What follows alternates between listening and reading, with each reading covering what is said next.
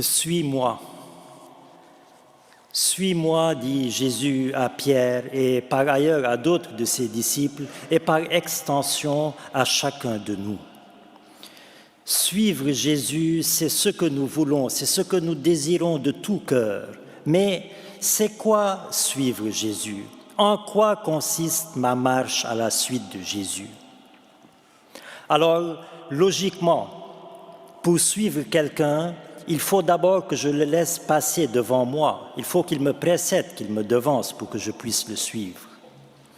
Suivre Jésus, c'est donc d'abord accepter de le laisser passer devant moi. Accepter que ce soit lui qui conduise ma vie et non pas moi-même. Je ne peux pas suivre la voie de Jésus et suivre ma propre voie en même temps. En voulant suivre deux voies, je divise mon cœur en deux et ma foi sera donc toujours divisée entre joie et découragement, entre espoir et désespoir, entre ferveur et tiédeur, etc. Suivre Jésus, c'est donc d'abord et avant tout poser un choix clair et sans équivoque dans ma vie. C'est lui ou c'est moi. Si quelqu'un veut me suivre, qu'il renonce à lui-même, dit Jésus. Alors, une fois que j'ai accepté de laisser passer Jésus devant moi, une fois que j'ai accepté que ce soit lui qui conduise ma vie, je dois ensuite faire de Jésus ma première référence, mon premier consultant, mon premier conseiller, afin que toutes mes pensées, toutes mes paroles soient d'abord scannées à sa lumière pour les purifier, pour les assainir avant de les extérioriser. Avant de dire une parole, je dois d'abord consulter le Seigneur. Si Jésus n'est pas mon premier consultant, si Jésus n'est pas mon premier conseiller, toutes mes pensées et toutes mes paroles seront toujours enrobées des imperfections de ma nature humaine et vont alors déboucher sur des actes qui portent l'empreinte de la marque des impuretés de la nature humaine. Suivre Jésus, c'est donc le consulter à tout instant de ma vie. Avant de concrétiser une pensée, avant de dire une parole, avant de poser un acte.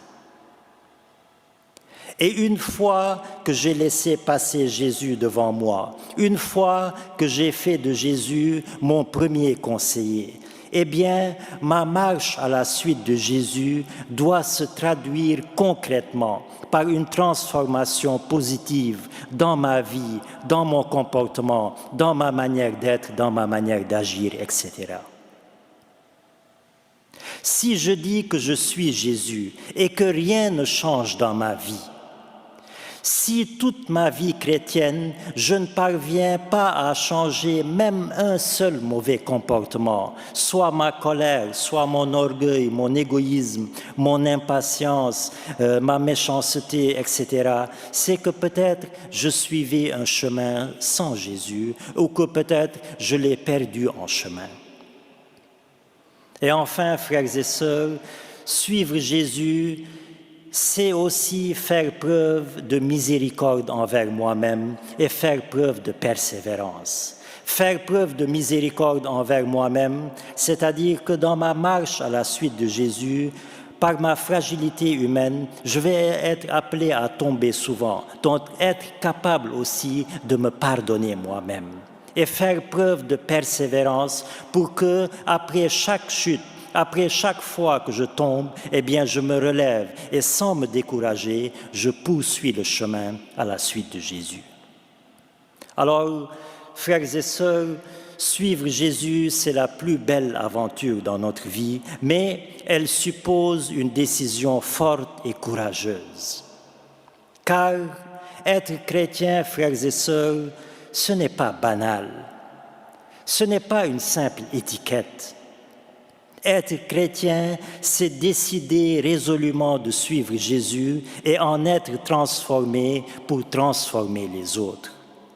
Être chrétien, c'est être transformé et transformant. Alors, demandons dans cette Eucharistie Demandons que le Seigneur nous donne cette grâce de le suivre jusqu'au bout, avec cette assurance que Jésus nous donne lui-même. Celui qui me suit ne marchera pas dans les ténèbres, mais il aura la lumière de la vie. Amen.